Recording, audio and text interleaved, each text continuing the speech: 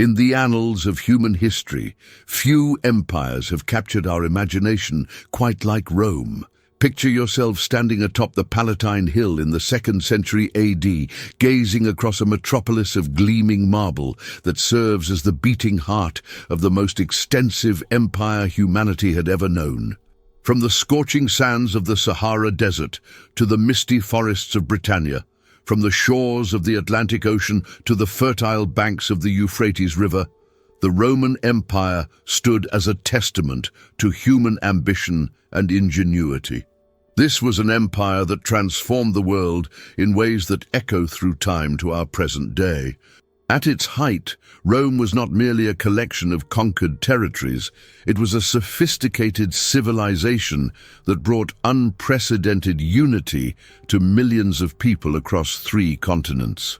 The Romans built roads that still exist today, created architectural marvels that continue to inspire, and developed a legal system that forms the foundation of many modern laws. For over 5 centuries, Rome represented the pinnacle of human achievement. Its legions were unstoppable, its engineers unmatched, and its culture unrivaled. Latin, the language of Rome, became the lingua franca of the Western world, while Roman art, literature, and philosophy set standards that would endure for millennia. In the bustling streets of Rome, one could hear dozens of languages spoken by people from every corner of the known world, all united under the banner of the Eternal City. Yet, as with all great powers throughout history, Rome would discover that even the mightiest empires have their limitations. The very size and complexity that made Rome extraordinary would eventually contribute to its undoing.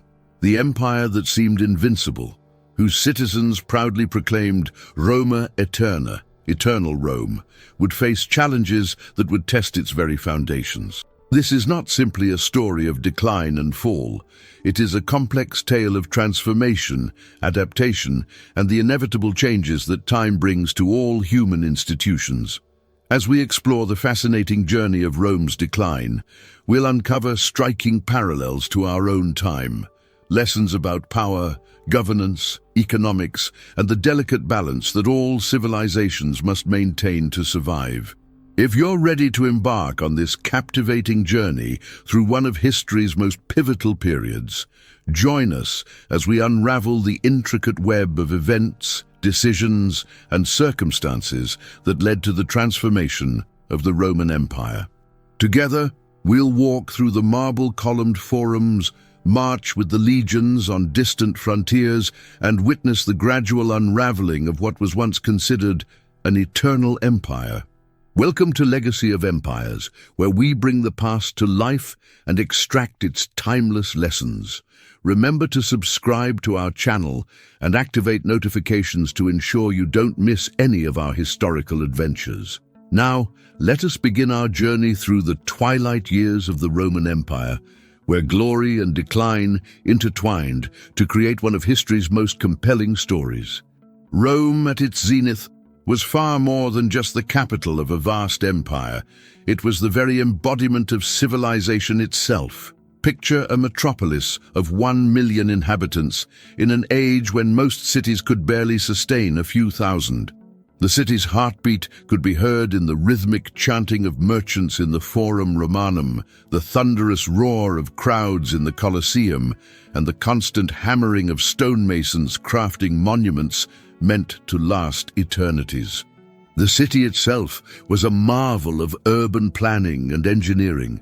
Mighty aqueducts carried fresh water from distant mountains, feeding thousands of public fountains and private homes. The streets buzzed with activity from dawn to dusk, filled with people from every corner of the known world.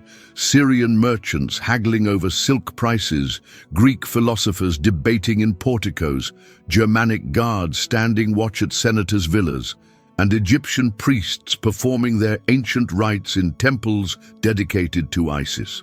This was a civilization that had mastered the art of governance on an unprecedented scale. The Roman administrative system was a complex web of offices, traditions, and legal frameworks that somehow managed to hold together territories as diverse as the foggy hills of Britain and the sun-baked deserts of Egypt.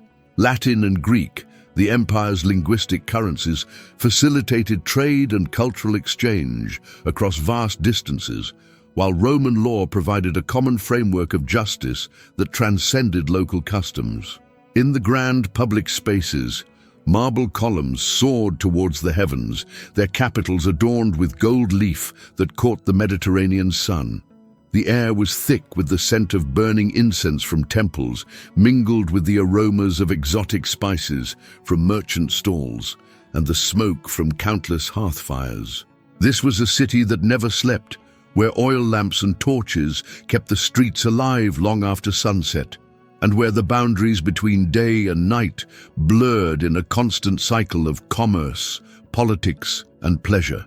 Yet beneath this glittering surface, invisible cracks were beginning to spread through the empire's foundation. The very sophistication that made Rome great was also making it increasingly difficult to manage. The bureaucracy that once ran with precision was becoming bloated and inefficient. The military, spread thin across thousands of miles of frontier, struggled to maintain its legendary discipline. The cost of maintaining this vast imperial machine was straining the treasury, while the logistics of governing distant provinces grew more complex with each passing year. The social fabric, too, was showing signs of stress. The gap between rich and poor was widening, while the middle class, the backbone of Roman society, was being squeezed by inflation and increasing taxation. In the provinces, local elites were beginning to question the benefits of Roman rule, even as they adopted Roman customs and lifestyle. The old Roman virtues of discipline, duty, and sacrifice that had built the empire were gradually being eroded by wealth, luxury, and complacency. Most ominous of all, the Pax Romana, the Roman peace that had guaranteed security and prosperity for generations, was showing signs of fragility. Along the frontiers, barbarian tribes were becoming more organized and ambitious, while within the empire, political stability was increasingly dependent on the loyalty of a professional army that was itself changing in character and composition. This was Rome at its crossroads, still mighty, still magnificent, still the undisputed master of the Mediterranean world, but carrying within itself the seeds of transformation. Like a majestic oak that appears solid while its core is slowly being hollowed out, the empire maintained its impressive facade, even as fundamental weaknesses were developing within its political, economic, and social structures. The story of Rome's decline is not merely a tale of emperors and battles, but a deeply human narrative that touched every level of society. While history often focuses on the dramatic decisions of rulers and the clash of armies, the true story of Rome's transformation was lived by millions of ordinary people who witnessed their world slowly changing around them. In the sprawling city of Rome itself, a merchant would have noticed the first signs of trouble through the steadily rising prices of everyday goods. The bronze coins that once bought a day's worth of bread now barely purchased a loaf. This merchant, perhaps a second-generation trader whose father had prospered under the Pax Romana, would have watched helplessly as the stable currency that had facilitated empire-wide trade for centuries began to deteriorate, its silver content decreasing year by year. Consider the life of a legionary stationed along the Rhine frontier. Unlike his predecessors, who had been born in Italy, he might have been recruited from Gaul or Germania. His grandfather might have fought against Rome, but now he stood as its defender. As the 3rd century progressed, this soldier would have witnessed the increasing frequency of barbarian incursions, the declining quality of his equipment, and the growing delays in receiving his pay. Yet he remained loyal, not necessarily to a distant emperor, but to his immediate commanders and fellow soldiers who had become his new family. In the countryside, a farmer in North Africa, the empire's breadbasket, faced mounting pressures. His family had worked the same land for generations, sending grain to feed Rome's massive population. But now, increased taxation and the burden of maintaining the imperial bureaucracy meant that despite good harvests, he struggled to keep enough grain to feed his own family. The complex system of trade that had once brought prosperity was slowly unraveling. Urban life was changing too. A craftsman in Alexandria, whose workshop had produced fine glassware for wealthy Romans, found his client base shrinking as economic instability spread throughout the empire. His children, who once would have inherited a prosperous business, began looking to other professions, perhaps joining the army, which increasingly offered one of the few paths to security and social advancement. The senatorial class, those ancient families who had once been the backbone of Roman administration, watched their traditional influence wane. A senator's wife in Rome might have noticed how the grand public ceremonies that marked the rhythm of Roman life became less frequent and less grand. The marble facades of public buildings, once meticulously maintained, began to show signs of neglect. In the eastern provinces, a Greek teacher would have observed how Latin was gradually losing its predominance to Greek in official matters, while local languages gained new importance. His students, sons of local elite families, still studied Cicero and Virgil, but increasingly questioned the relevance of old Roman traditions to their changing world. Christian communities, once persecuted but now growing in influence, began to offer alternative forms of social organization and support as traditional Roman institutions weakened. A Christian bishop in Gaul might find himself taking on roles that once belonged to Roman civil administrators, becoming not just a religious leader, but a civic one as well. Even the slaves who formed the foundation of the Roman economy experienced these changes. As the supply of new slaves from military conquest decreased, the nature of slavery itself began to transform, gradually evolving into what would become medieval serfdom. In Rome's ports, sailors and merchants from distant lands brought not just goods, but news of changes throughout the empire. Stories of usurpers, barbarian invasions, and military victories or defeats traveled along these trade routes, creating an atmosphere of uncertainty and anticipation. These were the real people of Rome's decline, not just names in history books, but individuals who lived through and adapted to extraordinary changes.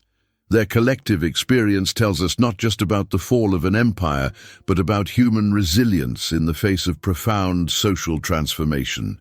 Through their eyes, we see not just decline and fall, but also adaptation and renewal as the classical world gradually transformed into what we now call the Middle Ages.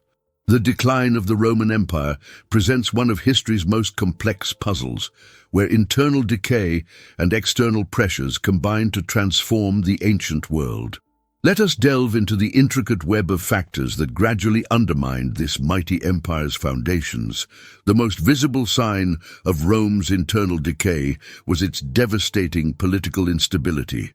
Imagine a period so chaotic that it saw 20 different emperors in less than 50 years, a time historians aptly named the crisis of the 3rd century.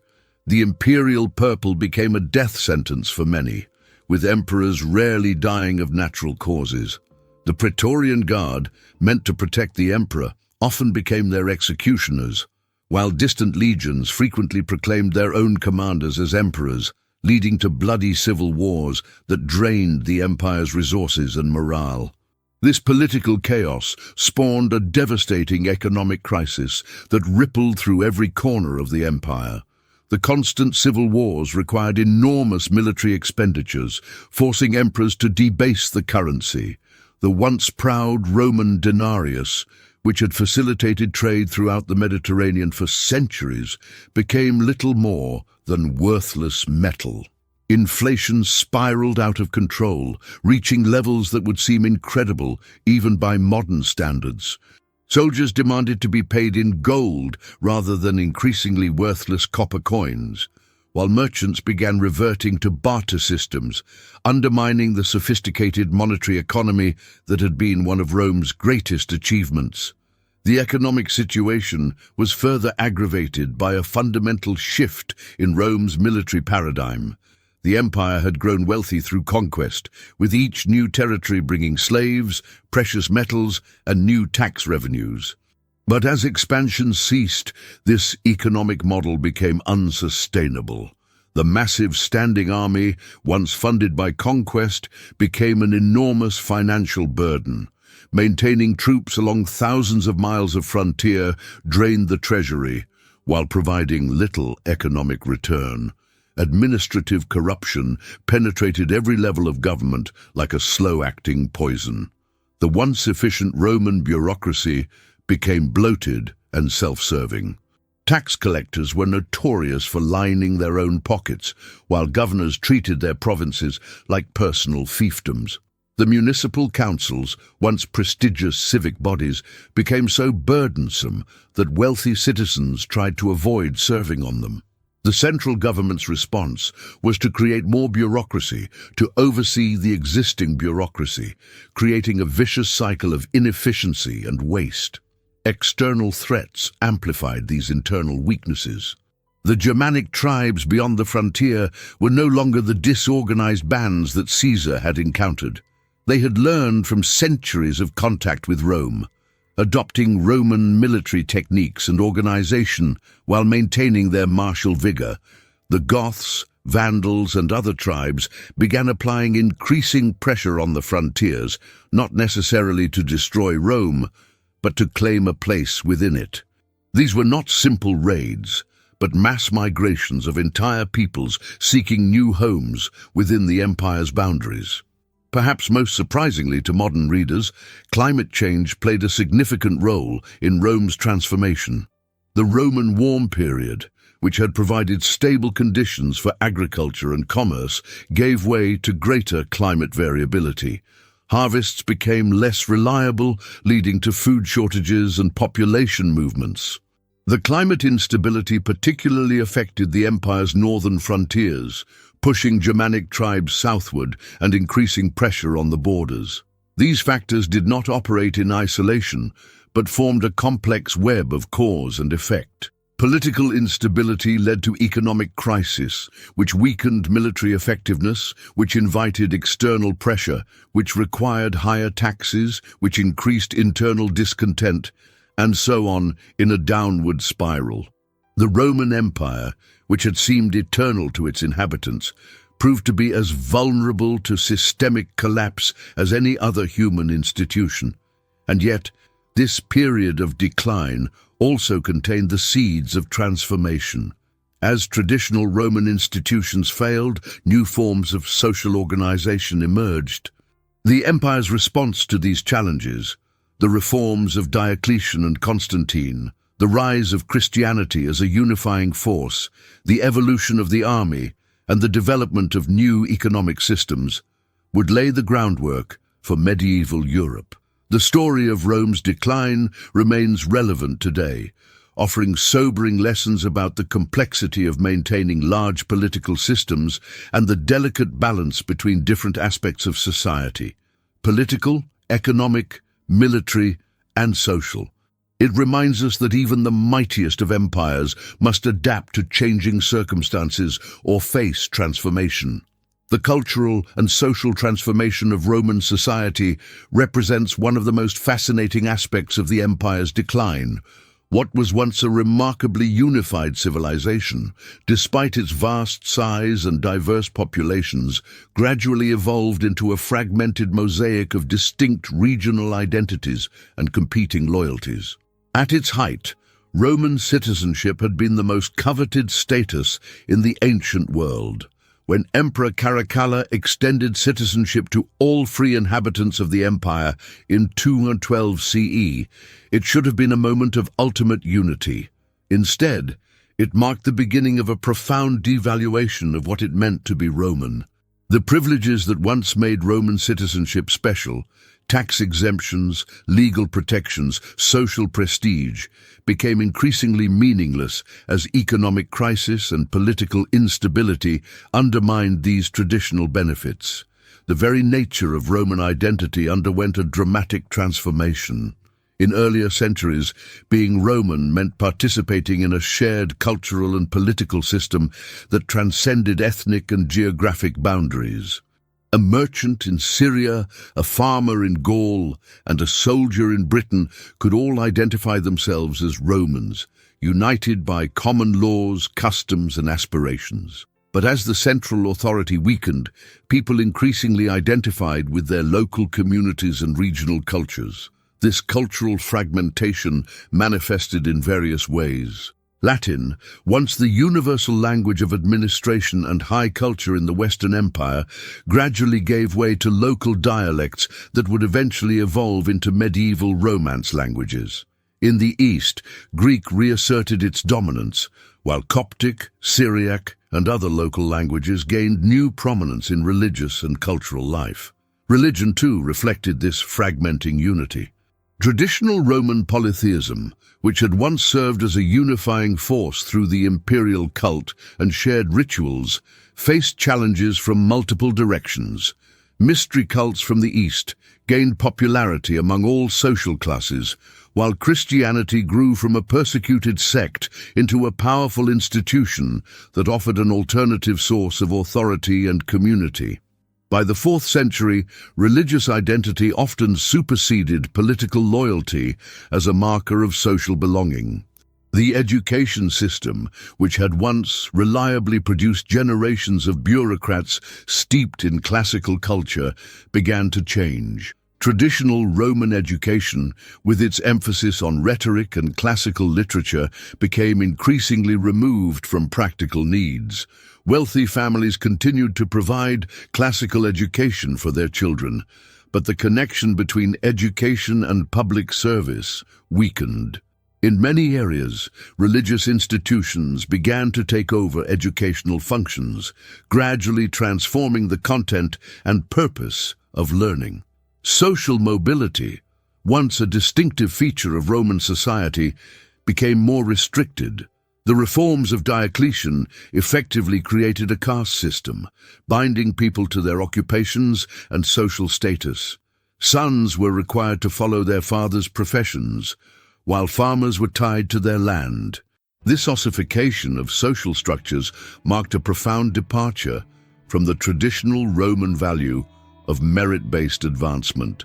Urban life, which had been the hallmark of Roman civilization, underwent dramatic changes.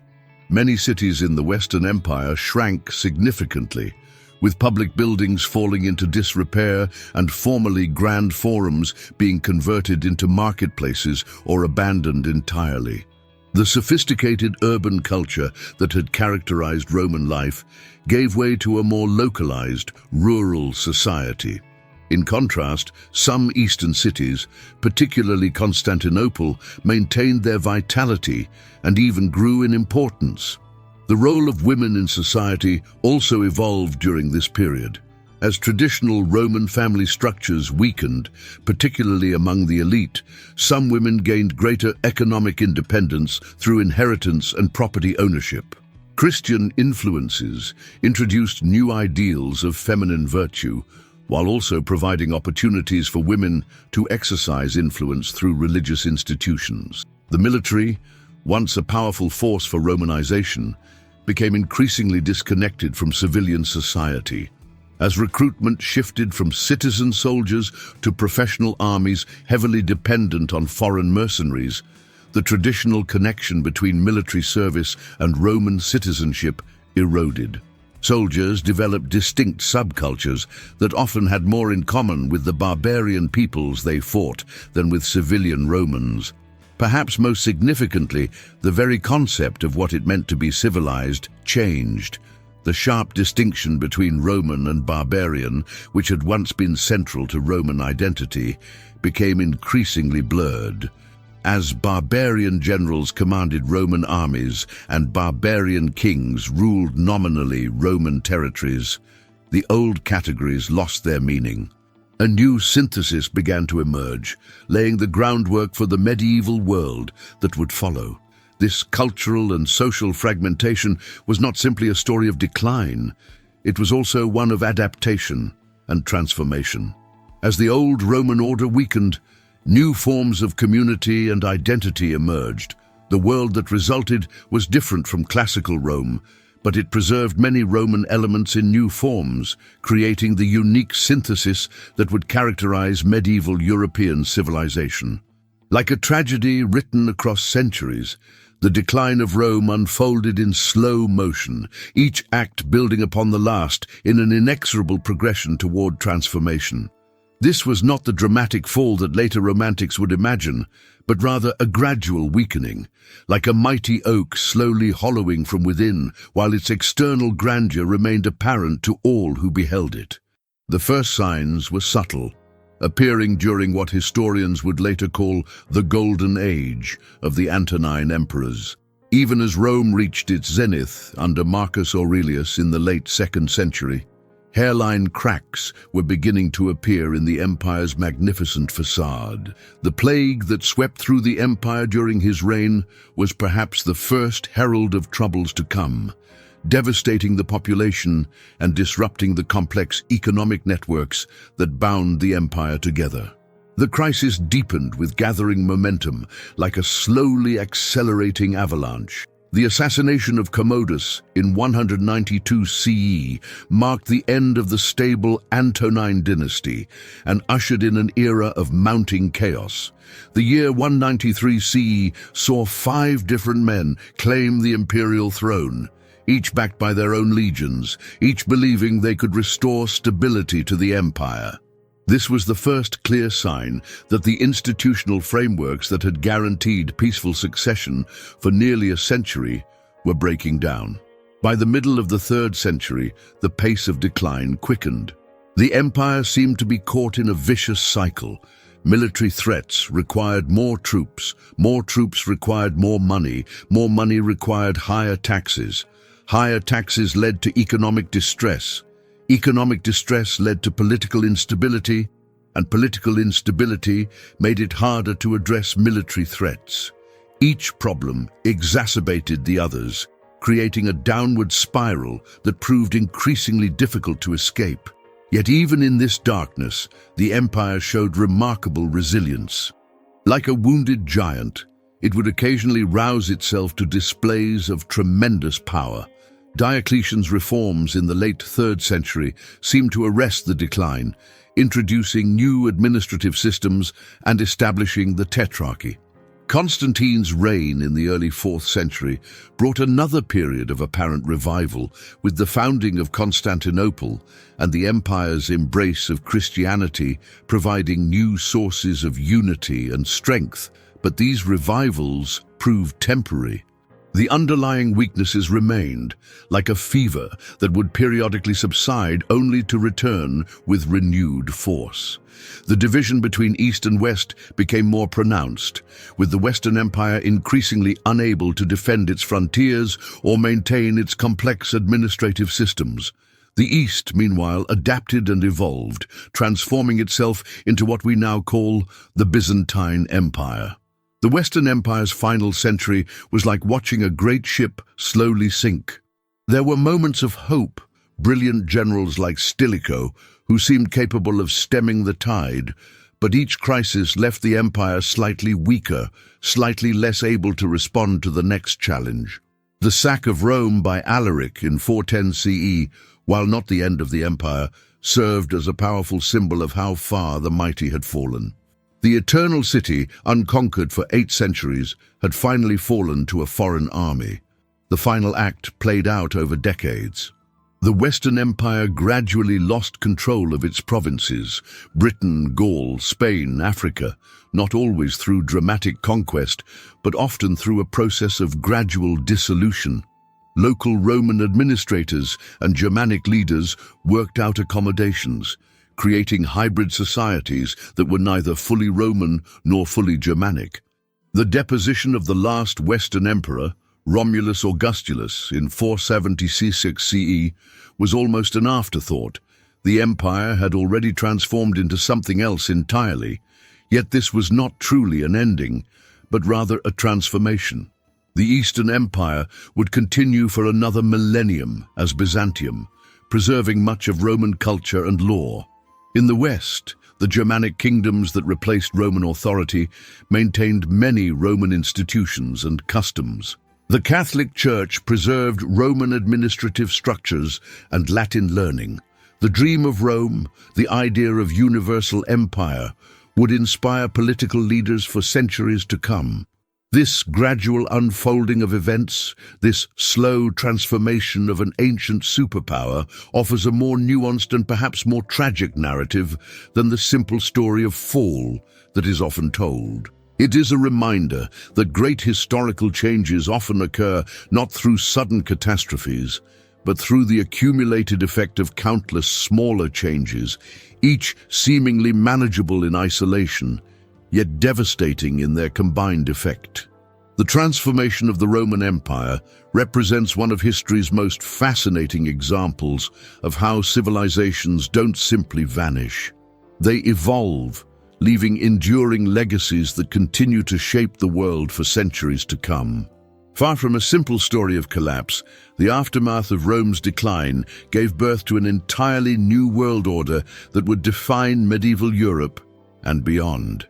In the West, the fragmentation of Roman authority led to the emergence of various Germanic kingdoms, each preserving different aspects of Roman civilization. The Frankish kingdom, under Clovis and his successors, maintained many Roman administrative practices while developing new forms of political organization that would eventually evolve into feudalism. The Ostrogothic kingdom in Italy, under Theodoric, consciously attempted to preserve Roman culture and architecture, viewing themselves not as destroyers of Rome, but as its inheritors. The Roman Catholic Church emerged as perhaps the most powerful preserver of Roman legacy. It adopted Latin as its official language, preserved Roman administrative structures, and maintained networks of communication and authority that spanned the former empire. Monasteries became the new centers of learning, preserving classical texts and Roman knowledge through the centuries. The very structure of the church, with its dioceses and provinces, mirrored Roman administrative divisions. In the East, the Roman Empire continued in the form of what we now call the Byzantine Empire, though its citizens still called themselves Romans. Constantinople became the new center of Roman civilization, preserving Roman law, administrative systems, and cultural traditions for another millennium. The Code of Justinian, compiled in the 6th century, would later serve as the basis for many European legal systems and continues to influence civil law to this day. The Latin language, though no longer spoken in its classical form, evolved into the Romance languages: French, Spanish, Italian, Portuguese, and Romanian. Even languages that didn't directly descend from Latin, such as English, German, and Russian, absorbed thousands of Latin words and concepts. Legal and scientific terminology remains heavily influenced by Latin, creating a common vocabulary that spans modern nations. Roman architectural and engineering achievements continued to inspire builders and planners for centuries.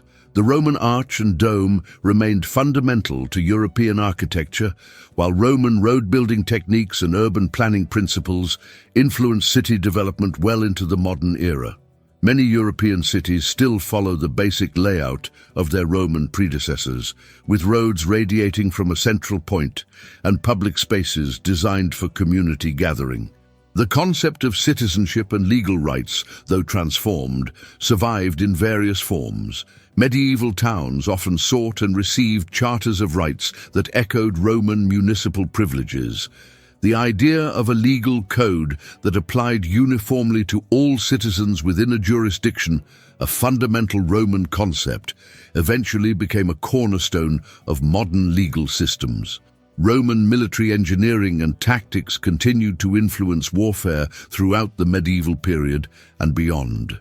The Roman legion's organizational structure inspired military reforms well into the modern era, while Roman strategic principles, preserved in texts like Vegetius's De Re Militari, remained standard reading for military commanders through the Renaissance. In education and literature, Roman influence proved remarkably durable. The study of Latin remained central to European education until the 20th century. Roman authors like Virgil, Cicero, and Ovid continued to be read and studied, influencing literature, art, and political thought. The Renaissance itself was largely inspired by the rediscovery and reinterpretation of Roman classical texts. The idea of Rome itself, as an empire, as a civilization, as a symbol of power and authority, exercised a powerful hold on medieval imagination.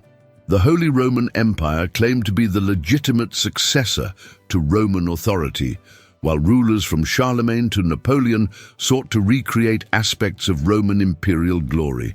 Even the title Caesar survived in various forms: Kaiser in German and Tsar in Russian.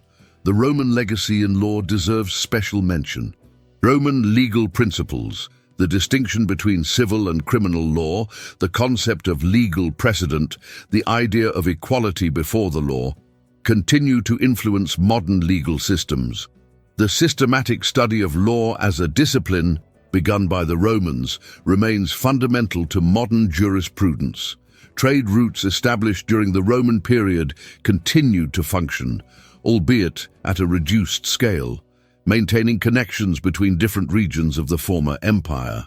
Roman coins continued to circulate and influence medieval currency systems, while Roman weights and measures remained standard in many areas. Perhaps most importantly, the Roman Empire provided a model of how diverse peoples and cultures could be united under a common system of law and administration. This idea of unity in diversity would influence later political projects, from the medieval church to the modern European Union. The transformation of the Roman world reminds us that civilizations don't simply disappear. They evolve, adapt, and live on in unexpected ways. The fall of Rome was less an ending than a metamorphosis, giving birth to new societies that would carry forward many aspects of Roman civilization while adapting them to new circumstances and needs. As we conclude our journey through the twilight years of the Roman Empire, we find ourselves confronting timeless truths about the nature of civilization and human society. Rome's story serves as a powerful reminder that even the mightiest empires are not immune to the forces of change and transformation. The Roman experience teaches us several profound lessons that resonate deeply with our modern world. First, it demonstrates that decline rarely comes from a single catastrophic event, but rather from the gradual accumulation of challenges and the inability to adapt quickly enough to changing circumstances. Rome's transformation reminds us that complex systems, whether ancient empires or modern nations, can appear incredibly stable while harboring hidden vulnerabilities. Looking at our world today, we can see echoes of Rome everywhere. Our cities still follow Roman patterns of urban planning. Our legal systems still build upon Roman foundations. The very languages many of us speak are direct descendants of Latin.